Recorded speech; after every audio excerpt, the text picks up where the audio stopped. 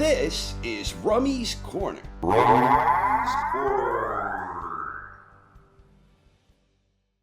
Good evening, boxing fans, and welcome to part 2 of the Boxing Survey series. This open survey was conducted at boxingforum24.com, and 24 volunteers participated. Each participant provided me with a top 15 list for each of the traditional 8 weight classes, and this time we will be exploring the Bantamweight division. I did not personally participate in the survey as I did not want my opinions to influence the final outcome. This is the scoring system. It's very straightforward. 100 points for a first place vote, 80 points for a second place vote, and so on, with the 15th place votes being awarded 1 point. So everyone who participated was responsible for allocating a total of 453 points. And with 24 participants, the most points any one boxer can accumulate in a given weight class is 2,400. So let's jump right in and take a quick look at the top 10 bantamweight scores. Number 10 is Kid Williams, 290 points for him, which was 95 more points than the 10th place tally in the flyweight survey. Williams appeared on 18 of 24 lists, which is a very respectable number. Number 9 is Lionel Rose, 329 points for Rose, and 17 out of 24, which is actually one list fewer than Williams, but Rose tended to be rated a little higher on the whole. Number 8 is Terry McGovern, 523 points for McGovern, and he appeared on 15 out of 24. So that average of 21.8, that's a pretty high average for someone who missed getting a mention by 9 participants in the survey. Number 7 is Pete Herman. He received 618 points in the scoring system and appeared on 22 out of 24 lists. So a large majority believe Herman belongs in this discussion. Number 6 is Panama Al Brown. Panama Al had 743 points, and he is the first bantamweight revealed who appeared on all 24 lists. To reiterate a point I made last time, with so many differing opinions, when you get 24 people to agree on something, that is significant. Number 5 is Fighting Harada. With 755 points, Harada just barely edged it out over Brown by a dozen points. 21 out of 24 lists for Harada.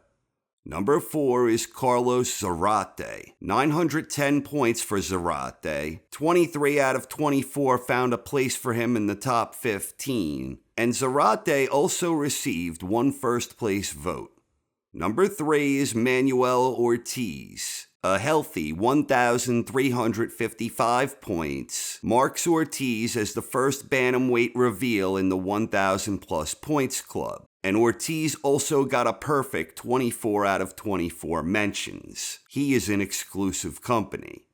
Number 2 is Ruben Olivares. He too is in that exclusive group to do both. A perfect 24 out of 24 and a staggering total of 1,670 points. Olivares also received 4 first-place votes, and to date, that is the most first-place votes any boxer has received who hasn't finished in first place. And number 1 is Geoffrey. Geoffrey pretty much ran away with this thing, not unlike Jimmy Wild ran away with it in the flyweight survey. A powerhouse, 2,235 points for Geoffrey, a perfect 24 out of 24, and 18 out of 24 participants rated Geoffrey as the greatest bantamweight of all time. So this is the entire top 30 statistical breakdown for the Bantamweight survey. If we keep our attention mainly focused around the top 15 on the left side, I think this is looking pretty good. Nothing jumps out to me that I'd strongly object to here. I think the top 3 is pretty much a lock that I'd agree with. Geoffrey, Olivares, and Ortiz. I definitely believe that represents the proper top 3. I think the order is maybe open to some debate, but Geoffrey is the guy you usually see at the top of bantamweight lists, and that proved true in the survey. But the fact that Olivares got 4 mentions as the best, 1 out of 6 view him as the best, I think that's a significant enough dissenting voice that it definitely deserves some attention. I also personally like Zarate at number 4. I would definitely rate him behind the 3 guys ahead of him, and I know a lot of people might have him lower, but in this survey, even if you take away the 100 points Zarate received from the first place vote he got, he still had enough points that he outscored Harada and Brown anyway. But that entire range from number 4 through number 12, I definitely think it's a very good stretch of awesome bantamweights, where there is certainly a lot of room for debate switching some of those names around. Then the bottom portions of the top 15, I think you could maybe make a case for some of those guys on the right-hand side. And again, I think the order becomes a matter of debate. If you look at number 13, Nonito Donaire, I'm not surprised that Donaire finished in the top 15, but I am a little surprised about how he got there. If you told me beforehand Nonito would land inside the top 15, I would have probably imagined he appeared on a number of lists, but he actually only appeared on 2 of them. And right now, Donaire is the only boxer who received a first place vote that did not finish in the top 10 of that division. And overall, I think this is a pretty damn fine list of bantamweights. And just like the case with flyweight, I think this list is far better than these results here from the Ring Magazine experiment I did a few years back.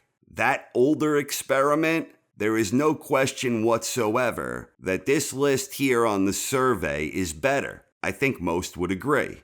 So in total, there were 43 boxers mentioned in the Bantamweight survey, 3 boxers who are members of the 1,000 plus points club, and 4 members of the 24 of 24 club.